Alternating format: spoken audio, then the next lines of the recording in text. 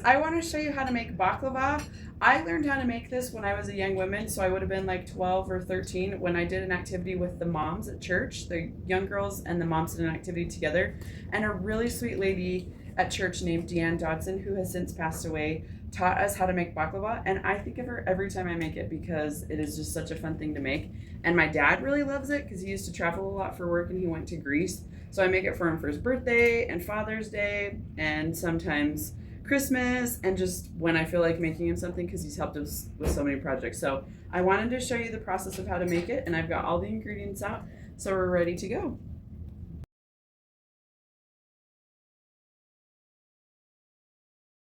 One of the tricks of baklava is you have to keep the phyllo dough wet or it dries out and it is just really hard to work with. So you just get a towel wet like this and then wring it out so it's not dripping. And then you come over here. So I will just put the towel loosely over the top and then just kind of set that over the top and hold the box so that it stays wet. But if you don't keep it wet, it dries out and it is really hard to work with. So tip numero uno.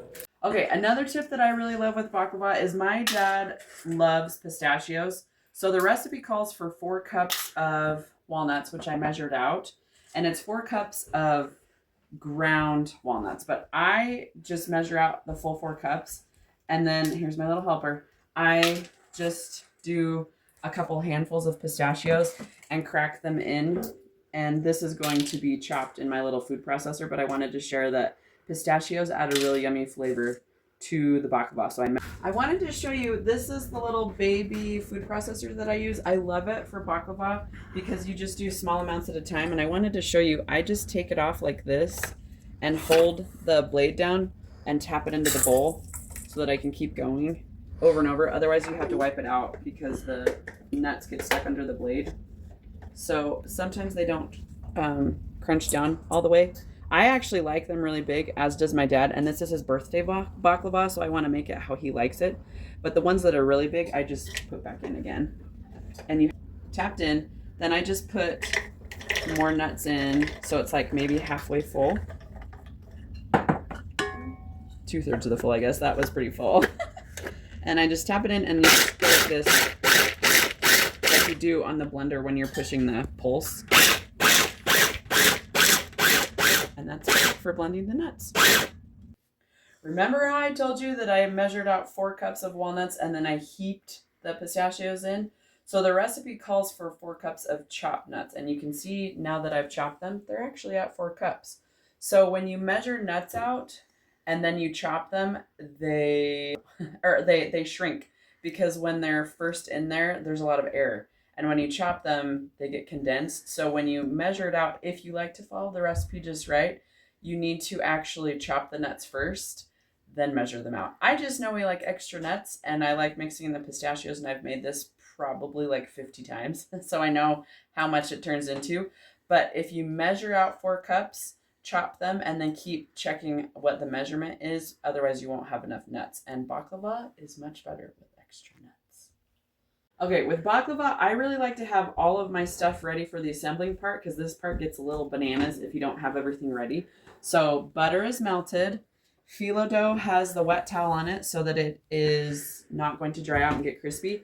And I wanted to show you the nuts. So we do keep some of them nice and big because my dad, like I said, likes the crunchy. And it's easiest with a measuring cup. So I have a 1/4 cup measuring. That's ready to go. So the first thing we do with the baklava is we brush butter on the bottom of the pan, and this gets messy. I like to do a paper towel between the bowl and the dish because I usually spill. Anyway, you brush the bottom of the pan with butter, and then you just bring the towel over.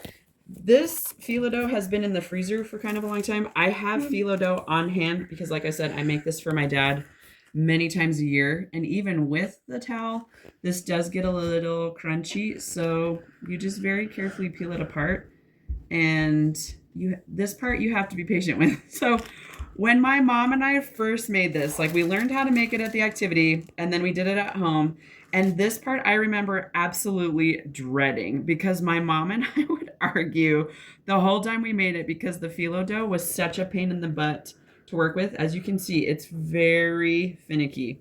But when I make it now as an adult, it actually is very endearing to me that it crumbles and craps out like this, because it reminds me when I was a teenager making it with my mom and all the times we got so annoyed. Now I'm like, you know what?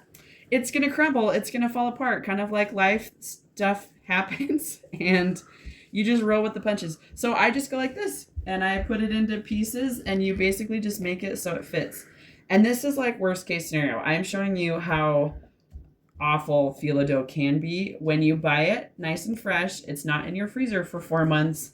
It's just a lovely sheet and you can do it very easily. You guys are going to see the hardest process and worst case scenario, because this is what I had in the freezer and I thought I had a more fresh one and I did not. And I didn't feel like going to the store yesterday because we had literally 30 things going on. So I was like, okay, we're using the phyllo dough that I have in the freezer. So you do layer of butter and layer of phyllo dough 6 times for the first part for the base.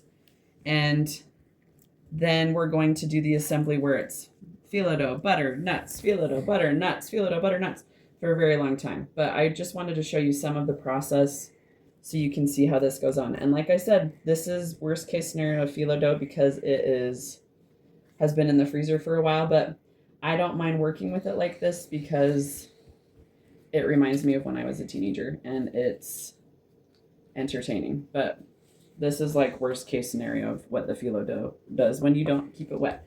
So just put the towel back over very carefully and it will probably get better as the phyllo dough progresses. It's just the top stuff that is weird, but I can just separate that out. All right, more butter. So much butter. It is. It's a full pound of butter. It's a lot of butter in baklava. Butter. Which is what makes it delicious. Okay, so see, this is a single layer, and it actually kind of stayed together. So it's starting. And that's what, the only third layer? Something like that, yeah. So it gets better. But this is just because it has been in the freezer for such a long time. It needs to be used sooner rather than later. Okay. Is that it? I think we're at 4 layers. You haven't been counting, Mr. Cameraman? No. It's hard to count and talk at the same time. But I think we're close. I'll do From what it looks like, I'd say 4. I'll do one more. So, all right. So take. Well, yeah, it is 4 because you've taken the towel off 4 times. Okay, so peel, peel, peel. Wow. That was pretty good. So it takes 2 full sheets to cover the entire pan. Well, doing it this way, it's a sheet. They cut them so that they fit a 9x13 pan. Okay, so then after you've done the 6 layers with the butter, the next thing you do is repeat the process a gazillion times. So I'm just making sure the butter is all the way on the top. So it is spread out really well. Okay, so like I said, I have the 1/4 cup ready to go, and then you just very carefully sprinkle this around. So the trick with baklava, okay, here's tip number 3. In addition to the leaving some of the nuts chunky, I guess this is tip 4, is to make sure it's evenly distributed everywhere, because then it will make the layers look really pretty. So on the first one, I just kind of fill it in wherever, and then another layer of phyllo. As you go, you can see where the bumps in the layers are. Oh goodness. Yikes. Okay. Ooh. That was pretty good. There's an extra part on the end. Okay. That's why. So you just put the phyllo dough down. So this gives you an idea. This is how lovely it can be. So then you just kind of press it a little bit and then do the butter again. And I might have to heat my butter up. It's definitely getting coagulated. Okay, so then you just do the butter. And I'm going to show you a couple of layers and then so you can see what the process is. Okay, so where the dips are, this is what I was trying to explain with trying to keep it level. So you can see where it's like dipped down a little bit. That's where you want to put some extra nuts so it can be a little bit more more level. And then like around the corners, I usually miss the corners. So that's it. You just do this a bazillion times. So You do phyllo butter nuts, phyllo butter nuts, phyllo butter nuts over and over and over until you have, is it 4 sheets left? It just says several sheets left at the end to put on the top. Okay, see? So it can potentially come off as one big sheet. And then cover this up so it can stay nice and damp. Phyllo dough down. And then more butter, which is the best part of this. So much butter. Yep. My dad really fell in love with this when he traveled to Greece because he didn't love the food that was there. He loved the baklava. And what else did Pop? There was something else that he ate a lot of. I guess the fish. He really liked fish. Yeah, the fish. But he didn't like most of what they ate, so he ate a lot of baklava when he was in Greece. When I was teeny tiny, he traveled a lot. This little piece tried to escape. Phyllo escapee. I'll just get it on the next one. Okay, we'll do one more layer of nuts, and then I'm just gonna do this and show you guys the finished after lots of layers. But I just wanted to show you a couple of layers so you can see what the process is and what the phyllo dough should work like when it's cooperating well. It sounds almost like paper when the nuts are hitting it. It does. It's really thin. I wouldn't want to make this from scratch. This is something I will always buy. I'm not like the Great British Bake Off where they make their own phyllo dough and pastry puff, all that good stuff. I will buy that from the store. Okay, one more layer. Yay. See? So now it's working more like it should be. Wow. I'm glad you guys could see that. Because this is rolled. Here, I'll show you this since I didn't show you when I opened it. It's rolled in a package like this. So all of the stuff that's in the middle didn't dry out nearly as much as what's on the outside. So the first layers that I peeled off, those were the ones that were not wrapped in the middle. So they had more, it was more likely for them to dry out, which is why it was cracking like crazy with the first couple sheets. Okay, I'm gonna have Connor turn it off and I'll show you when we do some more, when I finish some more layers.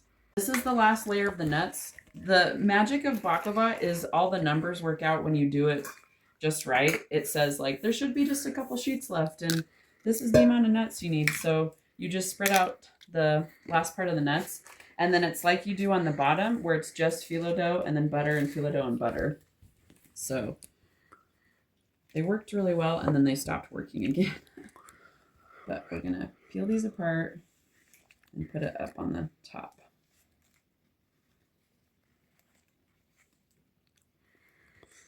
So then you just put the piece back on, piece it together. And I like to squish it as I go to keep it nice and flat. And then we went to the pour because as it thickens, it gets harder to, Connor heated it up for me a couple times in between.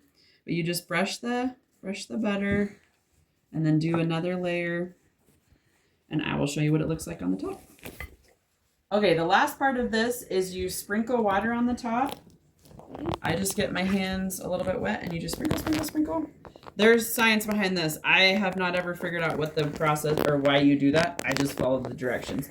Then I'm gonna cut this into diamond shapes.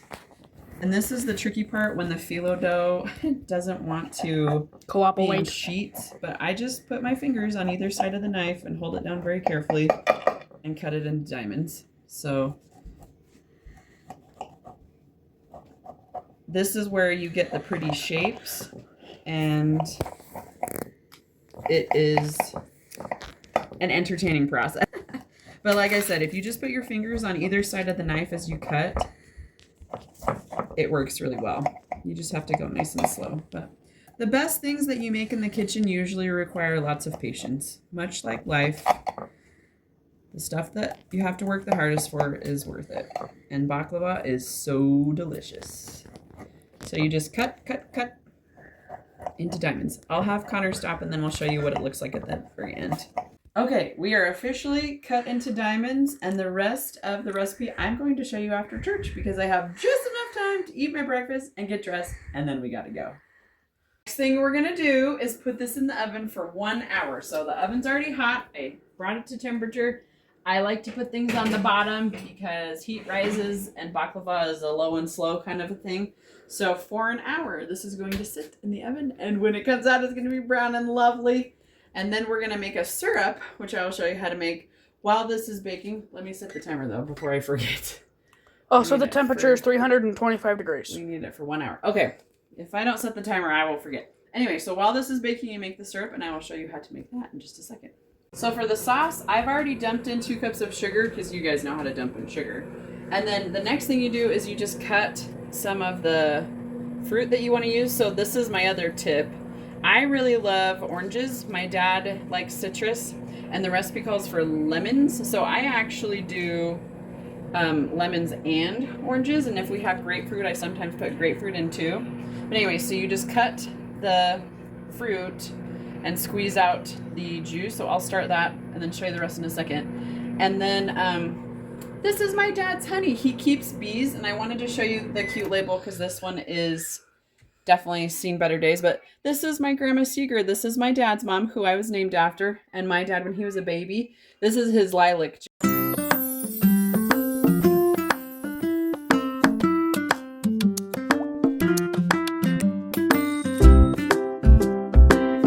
jelly, but he also makes honey, and there's not much left in the jar, so I'm actually just going to take the label off and let it soak in the water because the sauce calls for water too, and I'll just let that mix in the water so we can get the honey to get soft. Let's see, I'll go like this. Put some water inside and then let it soak because all of that needs to go in here. So we'll let that sit for a little bit, and I'll finish squeezing the fruit. And then what you do is cut these into smaller pieces. And when the syrup is cooking, these actually get kind of candied, and I will squeeze the juice off of them, and we can actually eat the flesh of the orange. I didn't squeeze that one that much. The flesh of the orange, and it tastes so good. So I don't like wasting anything. I like to use as much of everything as I can. So I'll show you how that works at the end. But you just squeeze all the juice out of these that you can, and then put the peels directly in there. So there's sugar and the fruit in here, and I showed you the trick of letting the honey sit. You can see that it's colored a little bit. That's from the honey dissolving, so I'm adding the rest of the water. And then the other thing you can do is put water directly in the honey jar, and I just shake it. Anytime you have honey that's stuck, I really love to put a little extra water in there, and then lemon, and you can make a really yummy tea. So if you have honey but not quite enough to make a recipe with, just fill it with water and shake the jar really well, and then you can get all the honey out. And then this recipe calls for a stick of cinnamon, but I don't usually have a stick of cinnamon, so I just do a teaspoon and a half, basically, of cinnamon directly in there. And then it is like 5 to 7 cloves, but my dad really loves cloves, so I usually do like 7. So you toss those directly in there. Let me just double check. So sugar, water, honey, cinnamon, cloves, and then the juice. Then all you do is bring this to a boil, and you boil it for 8 to 10 minutes. And you need to have a nice wooden spoon. And the trick to this is to just keep it moving because it gets really hot and it likes to bubble some. But if you're stirring it, then it doesn't jump on you quite so much. So I will get this going and show you what it looks like when it's boiling. But for now, you just literally dump everything in there and then stir it very carefully and bring it up to a boil. Okay, so this is what it looks like as it's boiling. It gets pretty toasty. Babe, can you start the timer for me? Yep. So if it gets a little bit too hot where it's like jumping on you, I just lift it off the burner and put it back down again because it really is hot. Sugar is the toastiest thing to be cooking on the stove when it gets super duper hot. So you just stir this for 8 to 10 minutes, and I usually do it on the 10-minute side so it's really, really thick.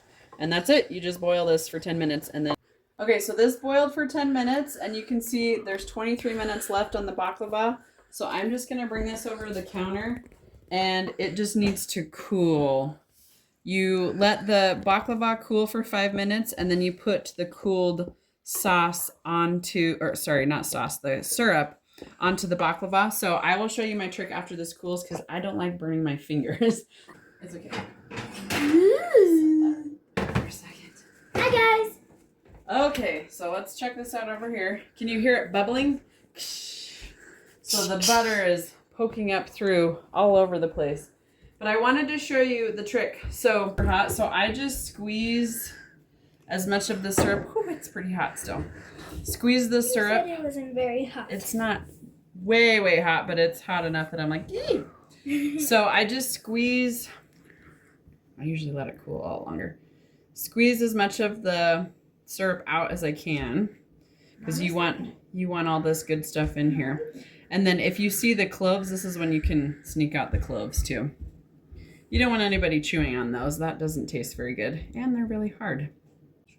Connor is really excited for me to show you how I like to eat these, and I think it's embarrassing to show how to eat things on YouTube, but I'm gonna listen to my 13-year-old and show you. So, see how it has all this yummy pulp on the side? You basically just scrape it off with your teeth. Like you're eating an artichoke leaf. Same deal. So all of this yummy pulp is now sugared syrup goodness, and you just chew it. Like, take it off with your teeth. So I get to eat all of these, and then I share the yummy baklava with my dad. So then I'll show you how to do the syrup after I wash my hands. Okay, now we get to do the most exciting part of all Pouring the syrup on! Of all of the baklava. So I like to get a spatula and just scrape the crap out of the pan, because you don't want to miss anything. And now you'll see how well I did on my clove. I see 2 so far. The syrup's really dark, so sometimes it's hard to see. I'm a big fan of using spatulas and scraping every little last bit. One of my pet peeves on cooking shows is when they like do a spoonful and leave a ton of stuff stuck in the bowl. I'm kind of a stickler for getting everything out, so don't mind me scraping the spatula a handful of times. Anyway, Connor gets to try that for taping. Yeah. So this is not too hot because it's been cooling for a little bit. So you want to just spread the syrup all over, and see how there's some chunks from the oranges and the lemons in there. My dad actually really likes that part, so I don't strain those out. I just leave that in there. But anyway, that is how you do baklava, and I'm going to save my dad's teeth. So since this is his birthday baklava, he actually gets this whole pan. So I made it just the way he loves it, with extra lemon and orange and cloves and all of the things, because this is his birthday baklava. Okay, so I hope you guys really liked that video. I actually graduated in home economics education with an emphasis on cooking, so we are big foodie fans at our house.